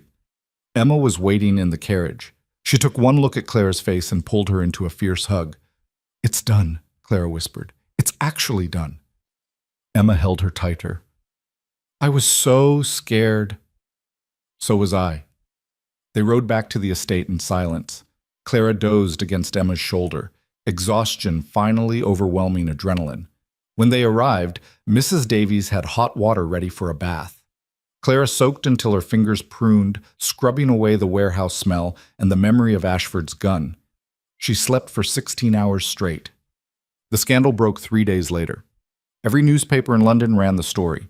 Lord Ashford's arrest, his embezzlement, his attempted murder of Clara Whitfield. Gregory's bankruptcy. The fraudulent title. All of it laid bare for public consumption. But the narrative had shifted. Instead of Clara being the scandal, she became the victim who fought back. The brave young woman who'd exposed corruption at great personal risk. Letters arrived at the estate, dozens of them, from women thanking her for standing up to men like Ashford. You're famous, Emma said, reading through the pile. I'm notorious. There's a difference. Same thing, really. Just depends on who's telling the story. Emma held up one letter. This one's from a countess. She wants to meet you. Clara took the letter, read it twice. She wants to commission a bridge design. A what? A bridge. For her estate in Scotland. She says, Clara's voice caught.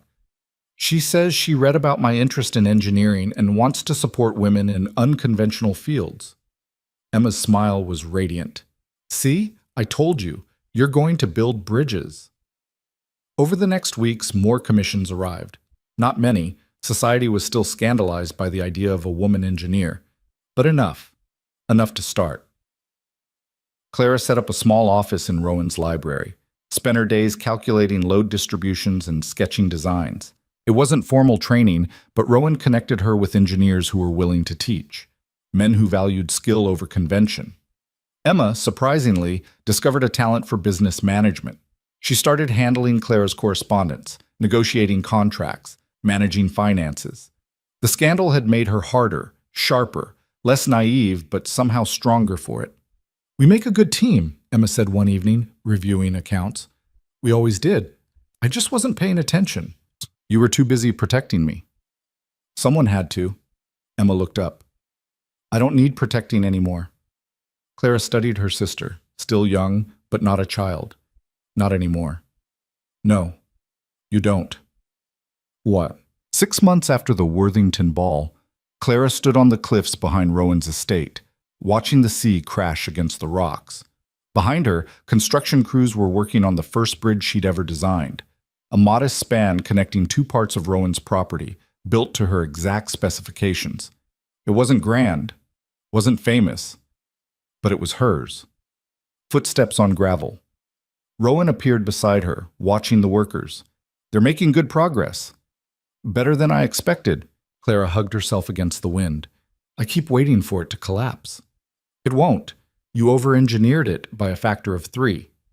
Better safe than sorry. Rowan smiled. You don't trust your own calculations? I trust the math. I don't trust the world not to throw something unexpected at it. Fair. They stood in comfortable silence. Clara had learned that Rowan was most himself in these quiet moments, when he didn't have to perform competence or control, when he could just exist. I'm leaving next week, she said. Rowan went very still. Where? Edinburgh. There's an engineering society there that's willing to let me audit lectures. Emma's coming with me. For how long? I don't know. As long as it takes to learn what I need to learn. More silence. The wind howled around them. I'll miss you, Rowan said finally. Clara's throat tightened. You could come with us. No, I couldn't. Why not? Because Edinburgh is your fresh start. You don't need me hovering, reminding you of everything that happened here. Clara turned to face him. You're not a reminder of bad things, Rowan. She struggled for words. You're the reason I'm still alive, still fighting, still believing I can build something that matters. That was all you. No, it wasn't. Clara reached for his hand. I was drowning before I met you. You threw me a lifeline. Let me pull myself up. That's not nothing. Rowan's fingers tightened around hers. What are you saying? I'm saying that when I'm done in Edinburgh, when I've learned everything I can learn, I'm coming back. And I'm building something here. Something permanent. With you, if you'll have me. Clara, I'm not asking you to be fixed. I'm not asking you to be whole. I'm asking if you're willing to build something with someone who's just as broken and just as determined to keep going anyway. Rowan pulled her close, resting his forehead against hers. You're sure? I've never been more sure of anything. He kissed her then, soft and careful, like she was something precious he was afraid to break. Clara kissed him back harder, trying to communicate everything she couldn't quite articulate. Trust. Gratitude. Something that felt dangerously close to love. When they finally pulled apart, both of them were breathing hard. Write to me, Rowan said. Every week. Every day if you want. I want, Clara smiled. Then every day it is. Emma was waiting in the library when Clara returned, surrounded by trunks and travel documents. All packed? Almost. I'm bringing too many books. There's no such thing as too many books. Emma grinned. That's what I said. Mrs. Davies disagrees. Clara helped her sister sort through the piles. At the bottom of one trunk, she found the letter, the one from their mother that had started all of this. The confession about Emma's parentage. Do you ever regret it? Emma asked quietly. Exposing the secret? Clara considered. No, secrets are only powerful when they're hidden. Once they're out in the open, they're just facts, and facts can't control you. People still whisper. Let them. We know who we are. That's what matters. Emma took the letter and fed it into the fireplace. They watched it burn together. To new beginnings, Emma said.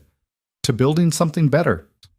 The flames consumed the paper, turning secrets into ash and ash into smoke that disappeared up the chimney and into the sky. Clara's first bridge opened 2 years later. It wasn't in London or Edinburgh or any of the places she'd imagined. It was in a small village in northern England, spanning a river that had claimed 3 lives in floods over the past decade. The villagers had pooled their resources and hired Clara based on her growing reputation. She designed it to withstand twice the force of the worst recorded flood, used innovative cable arrangements that distributed weight more efficiently than traditional designs, made it beautiful in its simplicity, no unnecessary ornamentation, just pure function and form. On opening day, the entire village turned out. Clara stood at one end, Emma at the other. Between them, the bridge stretched, strong, elegant, unashamed of what it was. Ready? Emma called. Clara nodded. They walked toward each other, meeting in the middle. The bridge held steady under their weight. Under the weight of the villagers who followed. Under the weight of every doubt Clara had ever had about whether she deserved to build something permanent. Rowan was there too, watching from the bank with something soft and proud in his expression. He'd traveled up from London specifically for this, had spent the past 2 years supporting Clara's work from a distance, never asking for more than she could give. After the ceremony, after the celebrations, Clara found him by the river. What do you think? I think you're brilliant. I think the bridge is exactly what you said it would be. Functional, honest, beautiful because it doesn't pretend to be anything other than what it is. Rowan pulled her close. Just like you. Clara leaned into him. I'm moving back to London next month. Emma too? Emma's staying in Edinburgh. She's engaged to a professor there. Someone kind who sees her for who she is. And you? I have a commission for a bridge in London. A big one. Crossing the Thames. Clara looked up at him. I'll need a place to stay while I work on the design. Rowan's smile was slow and genuine. I might know of a townhouse with excellent library space. Is the owner agreeable? Depends. Is the tenant planning to stay permanently? Clara's heart fluttered. That depends on whether the owner is planning to propose properly or just keep making oblique suggestions. Rowan laughed, the full rich sound she'd only heard a handful of times. Then he dropped to one knee right there by the river, mud and all. Clara Whitfield, will you marry me and spend the rest of our lives building things that outlast us both? Clara pulled him to his feet. Yes, but on one condition. Anything. We design our wedding venue together. Something structurally interesting, with good tension distribution. Rowan kissed her, laughing against her mouth. Only you would propose engineering specifications as a marriage condition. You knew what you were getting into. I absolutely did, and I'd choose it again, every time. They married 6 months later in a building Clara had designed, a small chapel with soaring arches that distributed weight so efficiently it seemed to float. Emma stood as her witness, radiant in her own happiness. Pemberton served as Rowan's best man, dryly noting that he'd predicted this outcome 2 years ago. The ceremony was simple. The vows were honest. Clara promised to build a life with Rowan that could withstand pressure and time. Rowan promised to give her room to be brilliant and broken and human all at once. When they kissed, sealing the promises, Clara felt something shift. Not fixed, not whole, but standing, strong, ready for whatever came next. Poot.